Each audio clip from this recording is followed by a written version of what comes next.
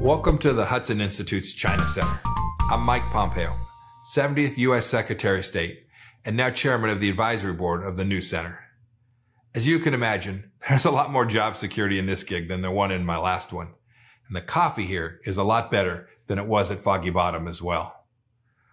Our goal with these videos is pretty simple: to talk directly to the Chinese people about U.S.-China relations. And that's what we'll start doing with this series over the next few months. And then we'll keep it up. There's a reason we're doing this. The Chinese Communist Party doesn't represent the Chinese people. It's that simple.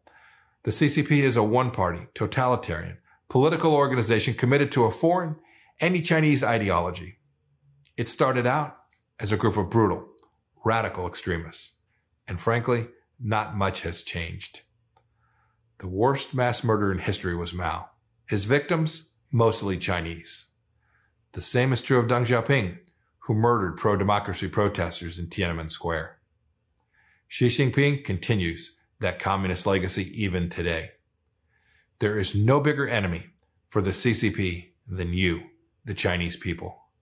I know this is true because all my interactions with the CCP leaders convince me that what the CCP truly cares about is maintaining their stranglehold over the Chinese people. That's it. That is their paramount interest. The CCP hates the United States because they're paranoid that the Chinese people will be inspired by the example of American freedom, the world's oldest and most influential democracy. I've gotten to know the work of brave Chinese freedom fighters like Cardinal Zen, Jimmy Lai from Hong Kong, and countless others who try to hold the regime accountable. There are a lot of heroes, in small ways and big, throughout China.